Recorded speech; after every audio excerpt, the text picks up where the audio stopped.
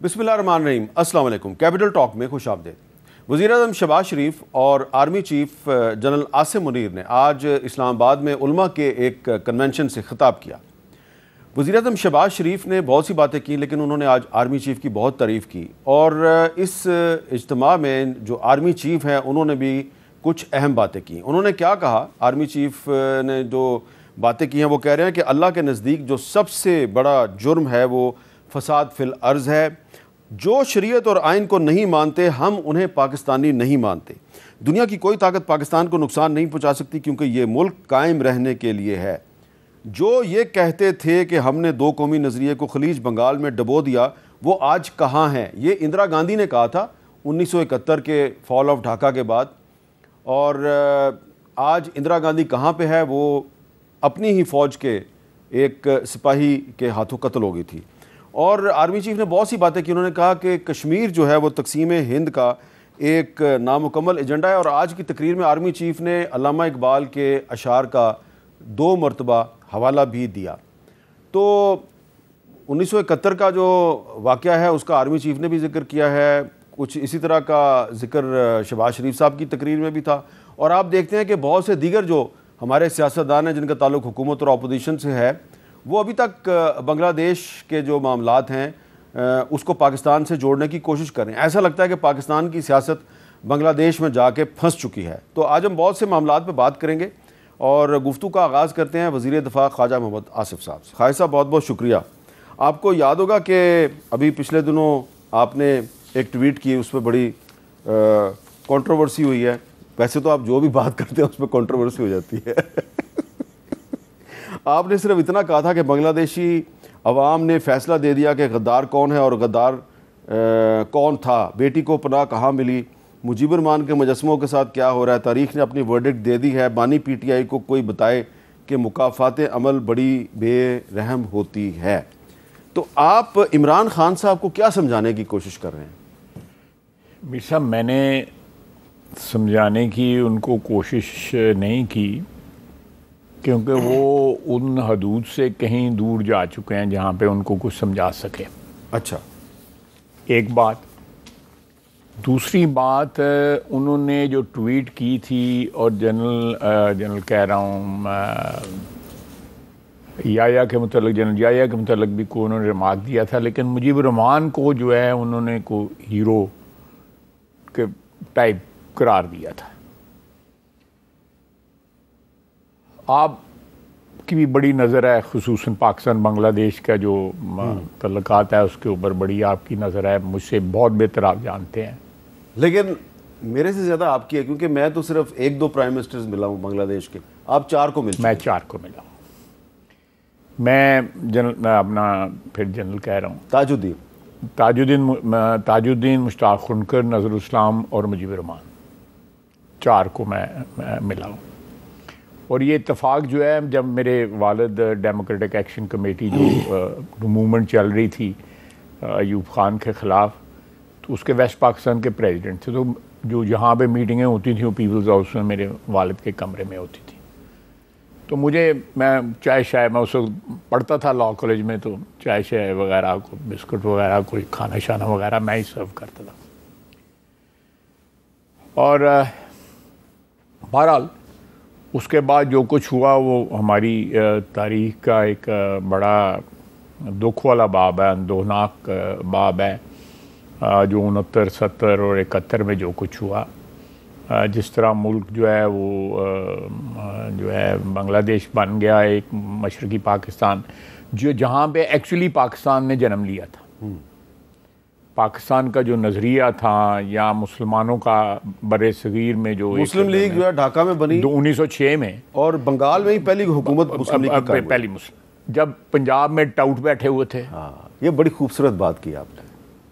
ٹاؤٹاں دے بھی جڑے ہے نا، کوئی وڈے ہی بیٹھے تھے، وڈے ٹاؤٹ بیٹھے تھے، اے جڑے گدیاں نشین والے، کوئی ملتانوں بیٹھا تھا، کوئی سرگودیوں بیٹھا سی، کوئی کدھروں بیٹھا سی، وہاں پہ سرخ پوش تھے۔ اور اسی طرح سندھ میں بھی جو ہے کسی جگہ بھی مسلم لیگ کی حکومت نہیں تھی۔ بھارت سندھ میں پھر بھی پریزنس جو تھے مسلم لیگ کی سائزبل پریزنس ہے، جی ایم سید وغیرہ جو تھے، بڑا ان کا ہے۔ بہرحال لمبی بات ہو جائے گی، وہ کسی اور وقت بات کر لیں گے. لیکن وہاں پہ آپ نوٹ کریں یونائٹڈ بنگال میں مسلم لیگ کی حکومت بنی 1937 میں. یونائٹڈ بنگال میں، جس میں آج انڈیا والا بنگال بھی شامل ہے اور آج کا بنگلہ دیش بھی شامل ہے. اور پنجاب میں مسلم لیگ کو صرف 2 سیٹیں ملی، اس میں سے بھی جو راجہ غضنفر علی خان لوٹا ہو گیا، پارٹی چینج کر گئے. ہاں، سکندر یاد کے ساتھ چلا گیا. بہرحال یہ ویسے نئی نسل کو یہ بتانے والی باتیں ہیں. ہماری نسل کی تو میموری جو ہے میرا خیال ہے 10-12 سال کے پیچھے جو ہے میموری ہے ہی کوئی نہیں ہے. میں نے ایک دن کسی سے پوچھا، میں نے کہا آپ کو پتہ ہے یہاں پہ کہ ریپبلکن پارٹی بھی ہوتی تھی؟ انہوں نے کہا یہ ہمیں تو نہیں پتا. میں کہا 3 سال وہ حکمران رہ گئے ہیں اور ایوب خان نے ریپبلکن پارٹی کی حکومت جو ہے الٹائی تھی. فیروز خان نون ریپبلکن پارٹی کے پرائم منسٹر تھے. تو یہ ہماری کوتاہی ہے، ہماری جنریشن کی کوتاہی ہے، یہ ہمارے سے پچھلی جنریشن کی کوتاہی ہے کہ ہم نئی نسل کو روشناس نہیں کرا سکے کہ پاکستان کی تاریخ کیا ہے، مسلم لیگ کی تاریخ کیا ہے. اور اس میں بنگال کا اور بنگال کے سیاستدان کا حسین شہید سہروردی ہو گئے، شیر بنگال ہو گئے، اور بڑے خواجہ ناظم الدین ہو گئے. یہ بہت بڑے لوگ تھے، بہت بڑے لوگ تھے. یہاں تو قحط تھا، یہاں تو لیڈر ہی کوئی نہیں تھا، سارے یونینسٹ تھے، ٹوڈی تھے سارے کے سارے جو ہے انگریزوں کے. اور وہاں پہ جو ہے وہ انہوں نے آزادی کا علم بلند کیا تھا، جس کے نتیجے میں پاکستان آزاد ہوا. بہرحال one must pay tributes to the leadership جو اس وقت تھی ہماری. لیکن پھر میں کہوں گا کہ نئی نسل کو پتہ لگنا چاہیے کہ پاکستان کا جنم جو ہے وہ بنگال میں ہوا تھا، مسلم لیگ کا جنم بنگال میں ہوا تھا، یہاں نہیں ہوا تھا. ہم بینیفیشری ضرور ہیں، بلکہ سب سے بڑے بینیفیشری جو ہیں، لیکن اس کی کوئی ابتدا یا اس کے لیے کوئی ہم نے قربانی نہیں دی ہوئی، قطعی طور پہ نہیں. اور قرارداد پاکستان جو ہے 23 مارچ 1940 کو وہ اے کے فضل الحق صاحب نے دی، جو پرائم منسٹر تھے یونائٹڈ بنگال کے پرائم منسٹر. اور جب ان کی گورنمنٹ بنی 127 سیٹیں تھیں ان کی 160 میں سے یا 150 میں، ہم نے ان کی گورنمنٹ توڑ دی جگتو فرنٹ کی.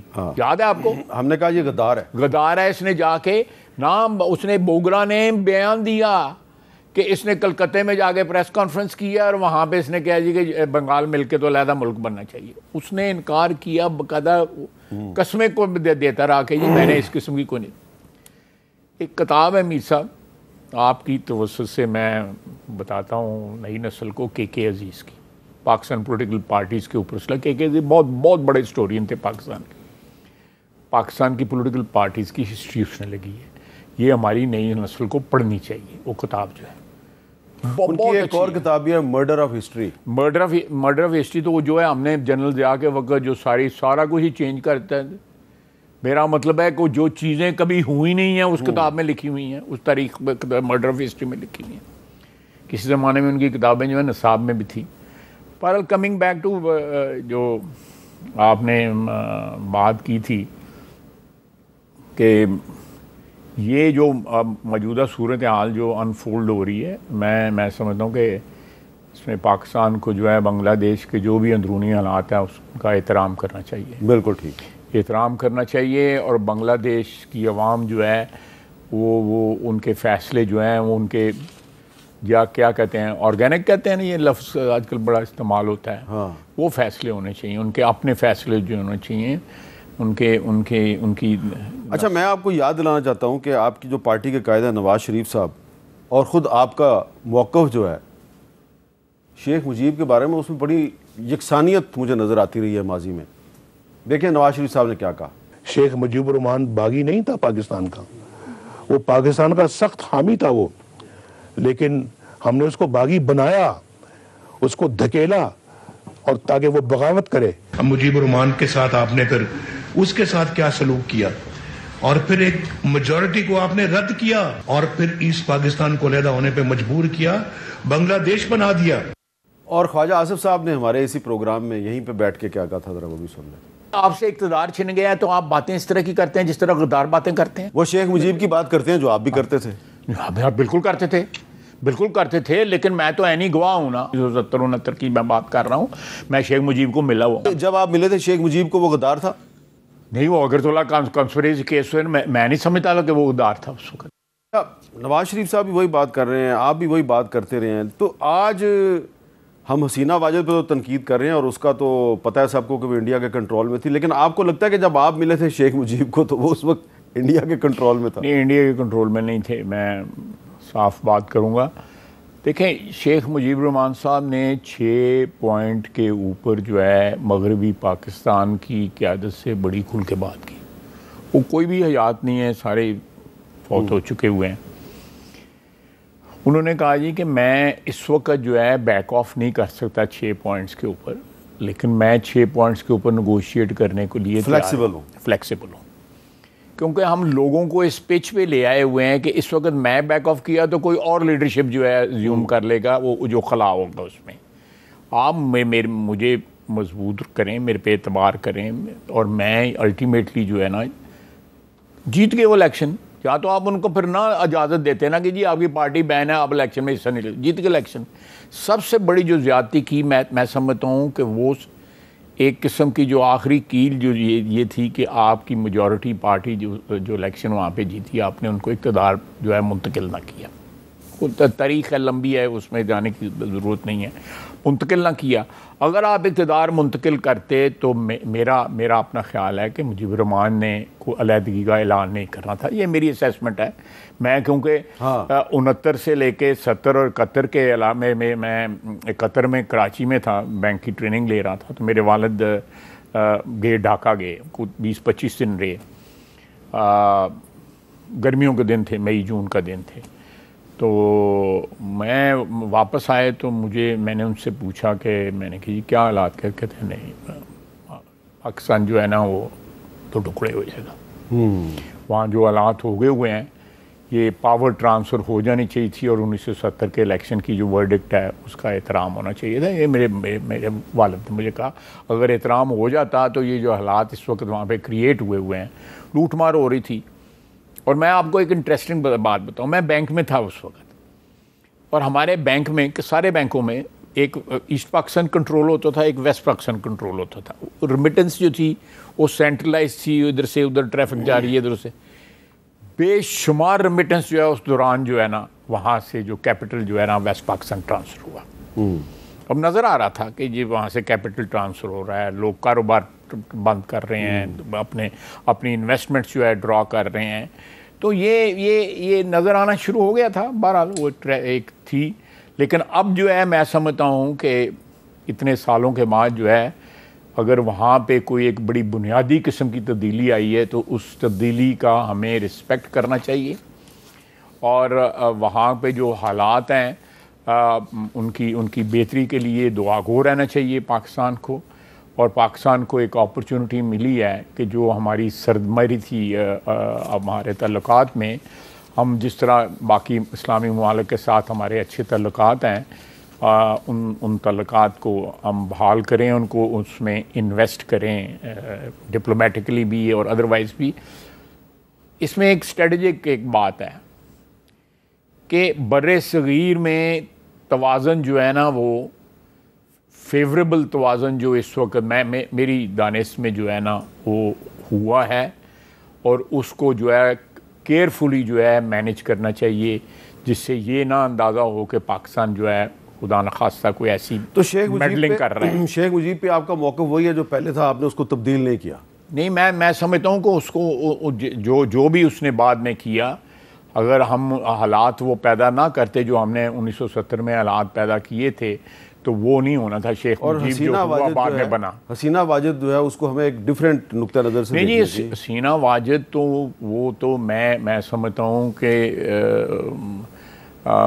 میں ورڈکٹ نہیں دینا چاہتا، لیکن ان کے دور کے اندر ہندوستان کا وہاں پہ بہت زیادہ انفلوئنس پڑا، بلکہ وہاں پہ جتنے بھی ادارے تھے، اسٹریٹجک ادارے بھی اور ادروائز بھی، وہ سارے کے سارے دلی سے کنٹرول ہو رہے تھے. جی میں آپ کو تھوڑا سا بتاتا ہوں کہ کچھ جو رپورٹس آ رہی ہیں انٹرنیشنل میڈیا میں، وہ بتا رہی ہیں کہ بھارتی خفیہ ادارے را کا پچھلے 15 سال سے بنگلہ دیش کی جو اندرونی سیاست ہے اس پہ مکمل کنٹرول نہیں بلکہ تسلط تھا، اور را کے سینئر افسران کے شیخ حسینہ واجد سے براہ راست رابطے تھے، جن کو شیخ مجیب کے قتل کے بعد بھرتی کیا گیا. اور جو 7 جنوری 2024 کو جو بنگلہ دیش میں ایک فراڈ الیکشن ہوا، اس میں بھی بھارت کا جو کردار ہے وہ کسی سے ڈھکا چھپا نہیں ہے، اور گزشتہ 6-7 سال سے را کے ایک سینئر افسر اے ماتھر جو ہے وہ بنگلہ دیش کی سیاست اور سیکورٹی معاملات میں حسینہ واجد کو باقاعدہ ڈکٹیشن دیتے تھے، اور جب وہ واپس ابھی اقتدار چھوڑ کے انڈیا گئیں تو بھارت کے national security adviser Ajit Doval جو ہیں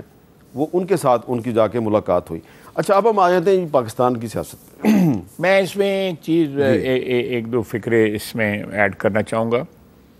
دیکھیں یہ گاڈ گیون ایک سچویشن ہے یا اپرچونٹی ہے کہ بنگلہ دیش میں ایک انڈین بیکڈ حکومت جو ہے اس کا خاتمہ ہوا ہے۔ آپ نے جس طرح ابھی ساری ڈیٹیل آپ نے بتائی ہے، تو اس سے جو ہے میں سمجھتا ہوں کہ بر صغیر کے آنے والے دنوں میں، آنے والے مہینوں سالوں کے اندر جو ہے ہمارے لیے بہت اپرچونٹی ہوگی کہ ہم ایک خیر سگالی کا ماحول جو ہے پیدا کر سکیں بنگلہ دیش کے ساتھ جو ہے، اور اس سے فائدہ ہمیں ڈپلومیٹکلی بھی ہوگا، اور وہاں پہ ہندوستان کے تسلط کے خاتمے سے جو ہے میں سمجھتا ہوں کہ سارا بر صغیر جو ہے، یہ سارا ریجن جو ہے وہ فائدہ اٹھائے گا۔ میں اس کی ڈیٹیل میں اس وقت جانا نہیں چاہتا کیونکہ معاملہ ذرا ابھی تک بڑا تازہ ہے، تو لیکن اس کی ڈیٹیل میں نہیں جانا چاہتا، لیکن میں سمجھتا ہوں کہ اس کرائسس کے میں جو ہے پاکستان کے لیے بہت بڑی اپرچونٹی ہے، اور وہ اپرچونٹی گنوانی نہیں چاہیے کسی غلط موو کے ساتھ۔ اور اس میں اوور ریڈ نہ کریں اور اوور ایمبیشیس قسم کی پالیسی نہ بنائیں۔ چپ ہی کر رہی ہے چپ ہی کر رہی ہے۔ اچھا خالد صاحب یہ بتائیں کہ جو آج شہباز شریف صاحب نے جو گفتگو کی ہے، بڑی اہم بات کی ہے، ذرا شہباز شریف صاحب کا کلپ چلا دیں جی۔ سپہ سالار کی آج انتہائی پرجوش ایمان افروز تقریر وہ یقیناً ہم سب کے لیے مشعل راہ ہے۔ اتنا تعاون پہلے کبھی میں نے اپنے سیاسی کیریئر میں اس کا مشاہدہ پہلے نہیں کیا تھا، ہوں گے پہلے بھی اس کے ایسے ادوار، لیکن اس دور میں سپہ سالار پاکستان کے بہترین مفاد میں، سیاسی حکومت پاکستان کے بہترین مفاد میں جو ہمارا اشتراک ہے وہ ایک قابل دید ہے، اور ایک میں سمجھتا ہوں کہ آئندہ کے لیے یقیناً ایک رول ماڈل ہے۔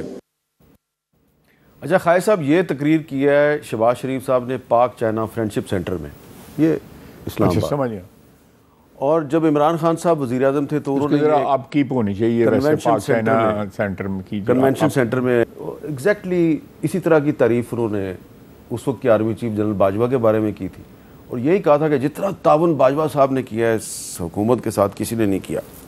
تو شہباز شریف صاحب کا چہرہ بدل گیا ہے، آرمی چیف کا بھی چہرہ بدل گیا، سٹیٹمنٹ وہی ہے۔ آپ کیا چاہتے ہیں؟ میں پوچھنا یہ چاہتا ہوں کہ کیا ضرورت کیا محسوس ہوئی ہے شہباز شریف صاحب کو اتنی تعریف کرنے؟ میں کہہ رہا ہوں کہ جب عمران خان وزیر اعظم تھے تو وہ بھی اسی طرح کی باتیں کرتے تھے۔ نہیں، میرا اپنا خیال ہے کہ میں پلیز اس کے کچھ 6-7 مطلب جس طرح تھوڑی آتے نہ کڑی ہو جڑے گا، چلو ایک کو مطلب دیکھیں جی، باجوہ صاحب ود آل ڈیو رسپیکٹ وہ بہت بڑے فنکار سن۔ اچھا تسی بھی جان دے گے ہو، میں بھی جاننا ہے۔ بہرحال وہ اگر جو ہے تو وہ عمران خان کو بیوقوف بنا رہے تھے۔ عمران خان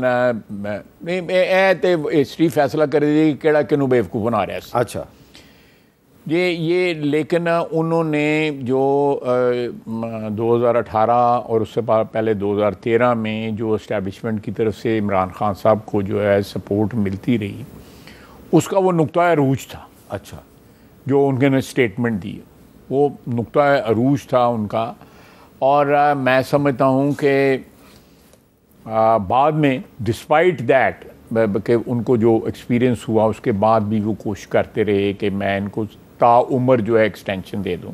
آپ کو بھی پتہ ہے، مجھے بھی پتہ ہے، الوی صاحب کی موجودگی میں یہ جو اس قسم کی حرکتیں جو ہیں پریزیڈنسی میں ہوتی رہیں کہ وہاں پہ پونچھوں پکڑتے رہے یہ باجوہ جنرل باجوہ صاحب کے عمران خان صاحب جو ہے، اور ان کو ساری عمر کے لیے ایکسٹینشن دیتے رہے۔ اقتدار کی ہوس جو ہے انسان کو جو ہے وہ انسان بھی نہیں رہنے دیتی، اللہ معاف کرے۔ یہ اقتدار جو ہے یہ اس سے میں کوئی کنکلوسیو سٹیٹمنٹ نہیں دینا چاہتا، لیکن اقتدار میں رہ کے توازن رکھنا جو ہے وہ بھی میں سمجھا ولیوں کا کام ہے۔ اچھا، تو یہ جو اب میں آ جاتا ہوں جو آپ نے ابھی سوال پوچھا ہے. دیکھیں اس وقت جو ہے حکومت مختلف جو محاذ ہیں ان کے اوپر جو ہے اسٹیبلشمنٹ کی پوری سپورٹ کے ساتھ جو ہے چل رہی ہے، جس میں اکانومی نمبر 1 محاذ جو ہے وہ اکانومی کا ہے. اکانومی کے بہت سے چہرے ہیں، بہت سے رخ ہیں یا ڈائمینشنز ہیں جن سب کے اوپر وہ ہمارے ساتھ تعاون کر رہے ہیں. شہباز شریف نے کوئی ایگزیجریشن نہیں کی، اور اس میں ٹوٹل جو ہے وہ ہارمنی ہے سویلین حکومت میں اور اسٹیبلشمنٹ، ٹوٹل ہارمنی ہے. میں وٹنس اس لیے ٹھیک ہے. ہارمنی جو ہے اس ہارمنی کی بیک گراؤنڈ میں جو ہے شہباز شریف صاحب. اچھا، اب اس میں سوال جو ہے یہ اس لیے پوچھا گیا ہے، میں نے جو کیوں اٹھایا کہ کل سے ایک بحث چل رہی ہے کہ عمران خان صاحب جو ہے انہوں نے مشروط طور پہ معافی مانگنے کی پہ آمادگی ظاہر کر دی ہے. وہ کہہ رہے ہیں جی اگر آپ مجھ سے یہ معافی مانگیں کہ آپ نے مجھے غلط گرفتار کیا یا اغوا کیا تو پھر میں بھی جو ہے وہ 9 مئی پہ معافی مانگ سکتا ہوں. تو اگر وہ اس طرح کی کوئی مشروط معافی مانگ لیں تو پھر ان کے اور اسٹیبلشمنٹ کے تعلقات بہتر ہو جائیں گے؟ میں نہیں سمجھتا، میرا نہیں خیال کہ کوئی اس کی کوئی پاسبلٹی ہے.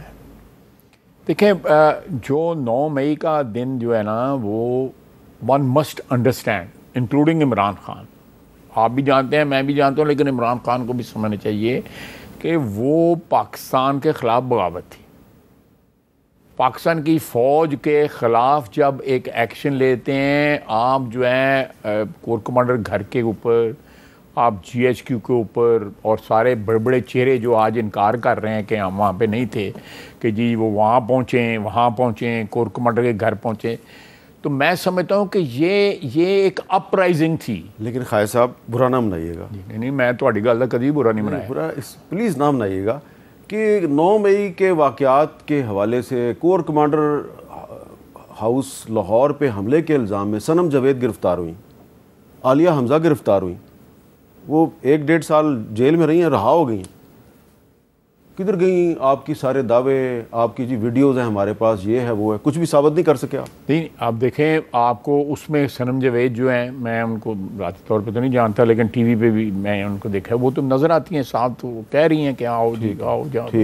کورٹ کا کمانڈر اپنا محترمہ، تو اگر صرف اسی ویڈیو تک محدود رہتے تو ٹھیک تھا. آپ نے ان کو کوئٹہ میں بھی ڈال دیا مقدمے میں، اسلام آباد میں بھی ڈال دیا، سرگودا میں بھی ڈال دیا. وہ ایک سیپریٹ. تو میں یہ کہہ رہا ہوں کہ آپ کی غلط حکمت عملی کی وجہ سے. لیکن اگر میں آپ کی فرض کریں بات مان لیتا ہوں چند سیکنڈ کے لیے، تو اس سے یہ نہیں ثابت ہوتا کہ وہ ابزالو ہو گئے ہیں یا بری ذمہ ہو گئے ہیں جو انہوں نے پنڈی میں کیا ہے یا چکدرہ میں کیا ہے یا میاں والی میں کیا. آپ دیکھیں ایئر فورس کے جہاز جلائے گئے تھے، دیکھا نا آپ نے؟ میں غلط کہہ رہا ہوں تو مجھے صحیح کہہ رہے ہیں، میں ٹھیک کہہ رہا ہوں. جب آپ ٹینک اور ایئر فورس، یہ تو ہندوستان کرے گا نا خدا نخواستہ پاکستان کے ساتھ، یہ پاکستانی تو نہیں کریں گے نا. آپ روزانہ ٹی وی کے اوپر کسی نہ کسی صورت میں دکھایا جاتا ہے. لیکن میرا سوال یہ ہے کہ آپ کے تمام تر دعووں کے باوجود لوگ رہا ہونا شروع ہو گئے ہیں. دیکھیں میری جو ہے، میں کوئی دعویٰ نہیں کرنا چاہتا اور نہ کوئی پریڈکشن کرنا چاہتا ہوں، لیکن جو آپ کو جو اس وقت نظر آ رہا ہے، ہو سکتا ہے ماضی میں جو ہے صورتحال آپ کو مختلف نظر آئے جو ہے آپ مستقبل میں. فوجی عدالتوں پہ جا رہے ہیں؟ نہیں، میں فوجی عدالتوں میں تو ہمارا سٹینڈ ہے. دیکھیں اگر جو ہے عمران خان کے وقت جو ہے فوجی عدالتوں پہ مقدمے چلائے جا سکتے ہیں، 24 لوگوں کو کنوکشن ہوئی ہے، پھانسی ہوئی ہے لوگوں کو، تو اب کیوں نہیں ہو سکتا؟ تو عمران خان پہ فوجی عدالت میں مقدمہ چلے گا؟ نہیں، اگر وہ اپنی حکومت میں اب فوجی عدالتوں میں مقدمے چلا سکتا ہے اور لوگوں کو موت کی سزا ہو سکتی ہے، تو اب کیوں نہیں ہو سکتی؟ تو اس کو بھی فوجی عدالت میں ٹرائی کیا جائے گا. بغاوت کا سرغنہ تو وہ تھا نا، پلان تو اس نے بنایا وہ تھا نا سارے کا سارا. اسکرپٹ تو جو ہے عمران خان نے تیار کیا ہوا تھا.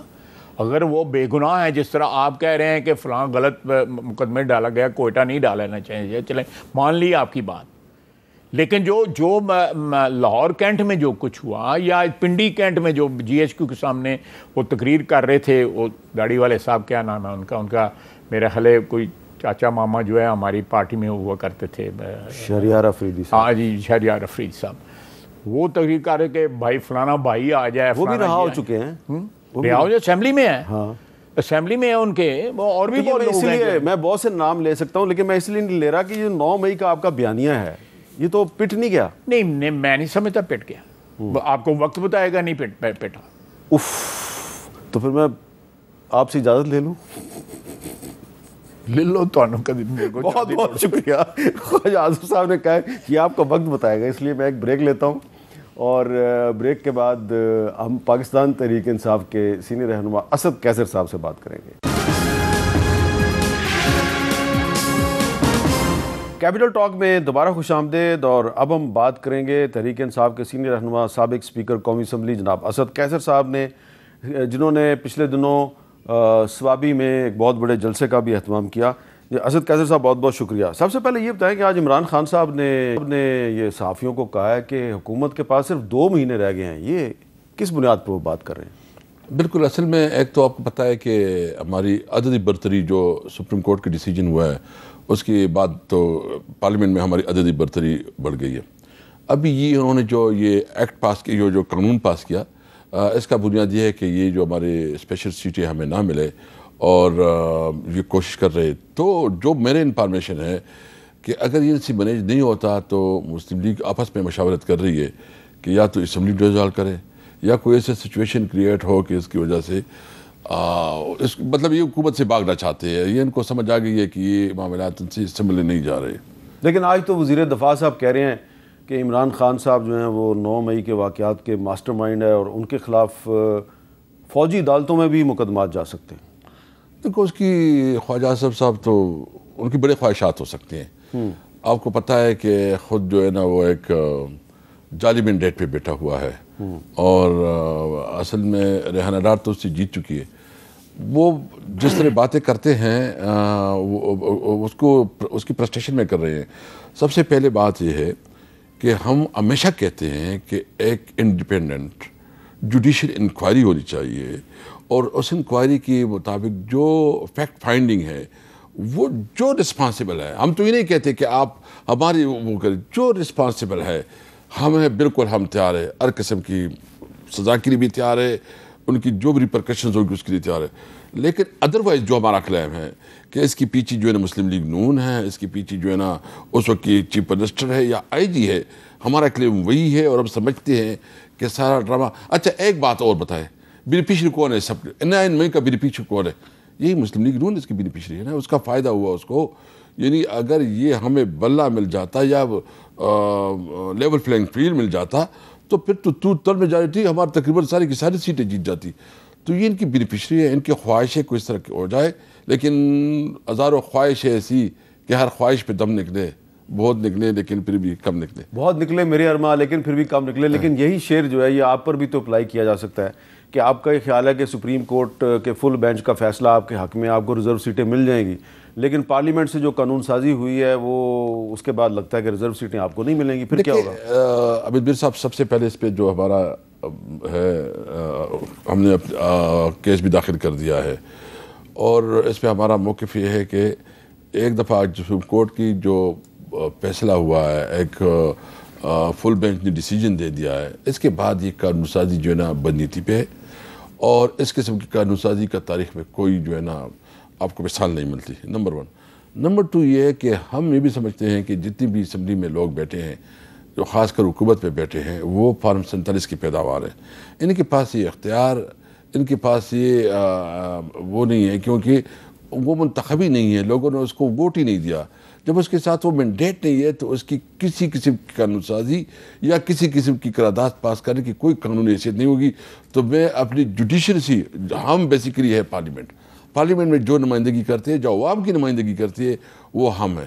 ہم جو ہے نا اپنے کے ساتھ ہے، ان کے ساتھ کھڑے ہیں اور ان کے فیصلے کو سپورٹ کرتے ہیں.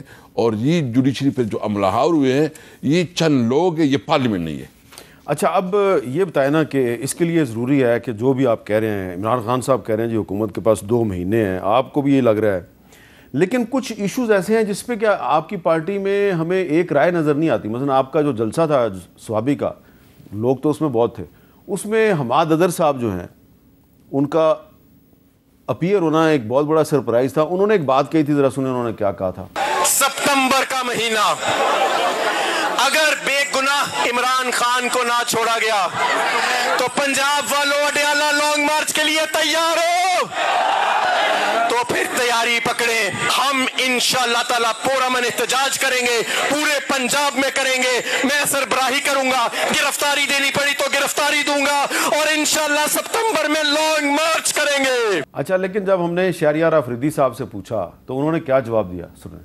خان صاحب نے علی امین گنڈا پور صاحب کو یہ ذمہ داری دی ہے. اس کے علاوہ بیرسٹر گور صاحب ہیں، شبلی فراز صاحب ہیں، عمر ایوب صاحب ہیں. یہ 4 وہ کی پلیئرز ہیں. اس کے علاوہ پولیٹیکل کمیٹی ہے. کہیں پہ بھی اڈیالہ جانے کا سلپ آف ٹنگ ہو سکتا ہے. مجھے نہیں پتا کہ انہوں نے کیا کہا ہے. حماد اظہر صاحب نے. اچھا جی، اسلام آباد میں ہم نے آنا ہے. آپ کہہ رہے ہیں کہ اسلام آباد آئیں گے، لیکن جو حماد اظہر صاحب اڈیالہ جیل کی بات کر رہے ہیں وہ ان کا سلپ آف ٹنگ ہے. مجھے ایسا لگ رہا ہے. اچھا اب آپ ذرا تھوڑی سی وضاحت کر دیں. دیکھیں اصل میں اتنا کہہ سکتا ہوں کہ ابھی اس کے اوپر ہماری ڈسکشن ہونی ہے، کیونکہ اس کی طریقہ کار یہ ہے کہ ہماری پولیٹیکل کمیٹی ہے، سی ہے، اور پھر بانی چیئرمین کی انسٹرکشن ہے. ایک بات تو ہم نے بہت کلیئر کیا ہے کہ، اور میں کیٹیگریکلی بات کرنا چاہتا ہوں کہ یہ ہمارا قانونی حق ہے کہ ہم اسلام آباد میں جلسہ کریں. یہ ہمارا قانونی حق ہے کہ ہم پرامن جلسے جلوس کریں. ہم کریں گے، اسلام آباد بھی آئیں گے. کہاں ہوگا، کس طرح ہوگا، اس کا حد و خال کیا ہوگا، وہ ہماری پولیٹیکل کمیٹی اور سی ڈیسائیڈ کرے گا، اور اس کے اوپر ابھی ہماری ڈسکشن ہو رہی ہے. تو حماد اظہر ہمارا بہت سینئر لیڈر ہے اور صوبے کا پریزیڈنٹ ہے. اس کی جو خیالات ہے، جو جذبات ہے، وہ اپنی اس پہ رکھیں گے. پنجاب کے پریزیڈنٹ کی حیثیت سے بات نہیں کر رہا. نہیں، وہ بیسیکلی پنجاب کی پریزیڈنٹ کی حیثیت سے بھی بات کر رہا ہے، اور ان کے جذبات. دیکھو یہ تو پھر بھی کچھ اچھا بولا ہے. یہ جو ہمارے یوتھ ہے اور ہمارے جو ISF ہے وہ تو کچھ اور آگے بول رہے ہیں. اور اس وقت جو بنگلہ دیش میں معاملہ ہوا ہے وہ تو ایسے ہے کہ جو اسٹوڈنٹ اور ہمارے یوتھ ہے وہ تو ہمارے ہاتھ سے نکلتے جا رہے ہیں. میں اس لیے کہتا ہوں کہ حکومت کو کہ ہوش کے ناخن لے. جو صورتحال بن رہی ہے، اگر تم نے اس معاملات کو قانون اور آئین کے مطابق نہیں چلایا تو یہ ملک تم سے نہیں چلایا جا سکتا. آج آپ کے جو ISF ہے، انصاف اسٹوڈنٹ فیڈریشن، انہوں نے ایک پریس کانفرنس بھی کیا ہے اسلام آباد میں. مجھے لگتا ہے وہ رپورٹ نہیں ہوگی کیونکہ اس میں کافی سخت باتیں ہوئی ہیں. تو وہ اگر آپ کے ہاتھ سے نکل گئے تو کیا ہوگا؟ یہ بہت بدقسمتی. دیکھو ایک فرسٹریشن ہے، ایک فرسٹریشن ہے کہ ان کی لیڈر کو ناجائز طور پر گرفتار کیا گیا ہے.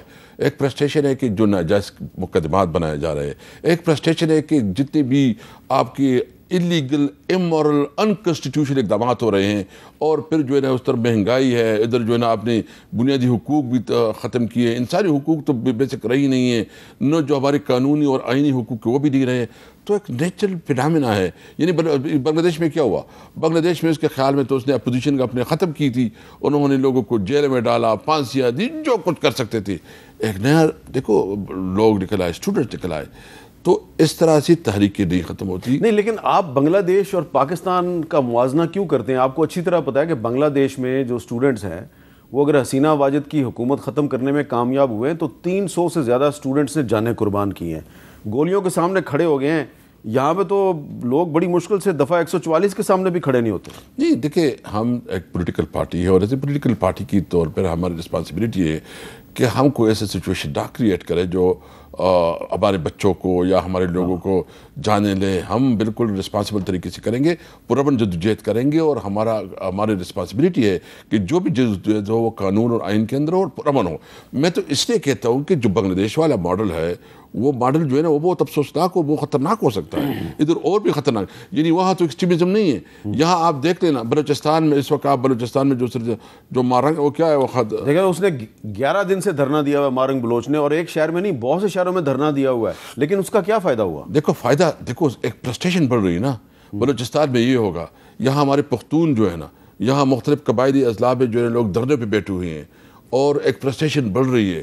وہاں جو ایکسٹریمسٹ کی جو ایکٹیویٹیز ہے، یہاں اسلام آباد اور پنجاب میں بھی آپ ایمنس کو اغوا کرتے ہیں.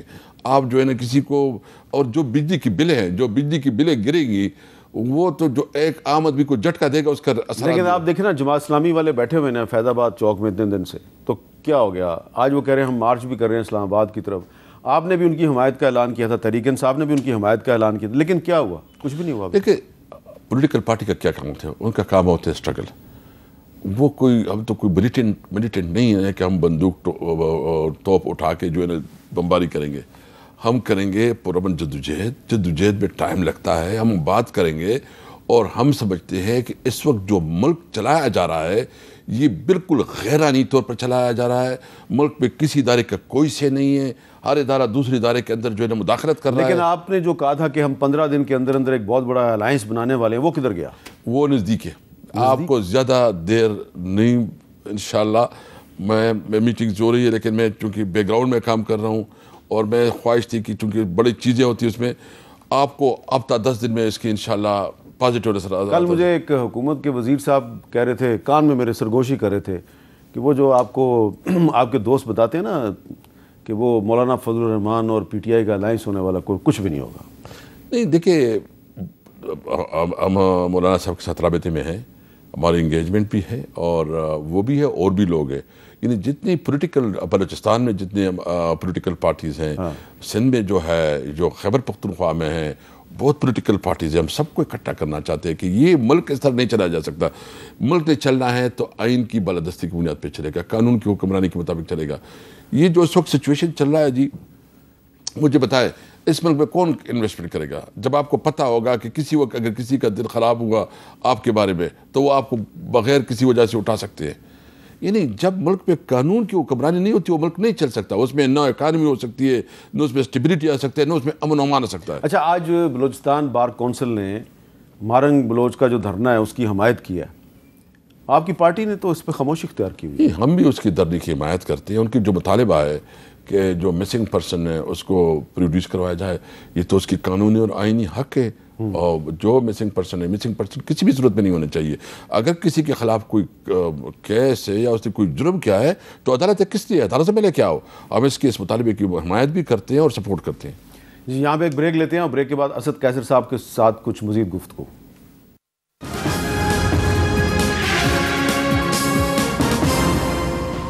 کیپٹل ٹاک میں دوبارہ خوش آمدید. اور کچھ دنوں سے پاکستان کی سیاست میں معافی کی بڑی بات ہو رہی ہے. اسد قیصر صاحب, یہ جو کل پرسوں سے ایک ڈیبیٹ چل رہی ہے کہ جی عمران خان صاحب اب کہہ رہے ہیں جی میں مشروط طور پہ اگر مجھ سے معافی مانگ لی جائے, کہ اگر کہا جائے کہ جی آپ کے ساتھ بھی زیادتی ہوئی تھی, آپ کو غلط گرفتار کیا گیا تھا, تو میں بھی ہو سکتا ہے کہ میں بھی اپنی کوئی غلطی مان لوں, تو آپ بھی معافی مانگ لیں تو میں بھی معافی مانگ لوں.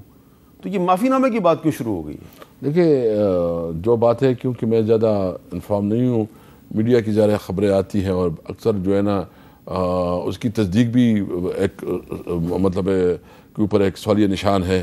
لیکن میں صرف اتنا کہتا ہوں کہ ہمارا ہمیشہ سے موقف یہ رہا ہے کہ ملک یہ جو سچریال ہے 9 مئی والا, اور ابھی پہلے بھی میں نے آپ کو بتایا کہ اس کے اوپر آپ جو ہے نا جوڈیشل کمیشن بنائیں.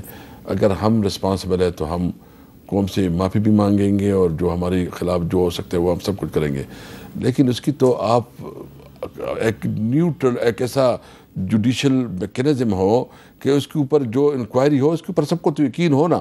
ہم تو سمجھتے ہمارے ساتھ تو ظلم ہوا, ہم تو اس کی جو ہے نا اس کی وجہ سے جو ہمارے الیکشن میں ہوا, ہمیں کمپین میں نہیں چھوڑا گیا, ہمارے خلاف جو ہم سے کاغذات چیزیں سب کچھ آپ کے سامنے ہے. اس طرح الیکشن ہوتے ہیں اور اس کے باوجود جو 9 مئی کا جو اس کا ریٹ تھا اور جو وہ بار بار کہتے تھے میڈیا پہ صبح شام 10 پریس کانفرنس ہوتی تھی, وہ تو 8 فروری کو ہم نے ختم کر دیا. اس کی جو نیریٹو ہے اس کو لوگوں نے مسترد کر دیا ہے. تو اس لیے میں سمجھتا ہوں کہ معافی جو بھی بات ہے سب سے پہلے اس کے اوپر جوڈیشل کمیشن ہونا چاہیے اور حقائق قوم کے سامنے لانے چاہیے. اچھا, آپ یہ بتائیں کہ آپ کے ایک ایم این اے ہیں حاجی امتیاز صاحب, کافی دن سے غائب کیے گئے ہیں. آج پنجاب اینٹی کرپشن ڈپارٹمنٹ نے اعلان کیا جی وہ ملتان سے قطر کی طرف بھاگ رہے تھے, ہم نے ان کو گرفتار کر لیا, یعنی کہ دوبارہ گرفتار ہو گئے ہیں. تھوڑے دن پہلے وہ ان کے بارے میں دعویٰ کیا گیا جی کہ ان کو ان کے ساتھی جو ہیں وہ پولیس پہ فائرنگ کر کے چھڑا کے بھاگ گئے. آج کہا جا رہا ہے وہ گرفتار ہو گئے ہیں. تو کیا آپ کو لگتا ہے کہ اب تھوڑے دن میں وہ پیش ہو جائیں گے اور رہا ہو کے واپس قومی اسمبلی میں پہنچ جائیں گے؟ جی انشاءاللہ تعالیٰ. اس میں میڈیا کا بھی بڑا کردار ہے کہ انہوں نے وہ اچھے طریقے اٹھایا اور ہم پارلیمنٹ میں بھی اٹھایا ہے. جو پرائم منسٹر ہے اس نے کمٹمنٹ کی کہ میں پروڈیوس کروں گا لیکن وہ ناکام رہے. یعنی اگر اس ملک کا پرائم منسٹر بھی اتنا ناکام رہے کہ وہ publicly floor of the house بات کرے پھر بھی جو ہے نا وہ ناکام ہو سکے.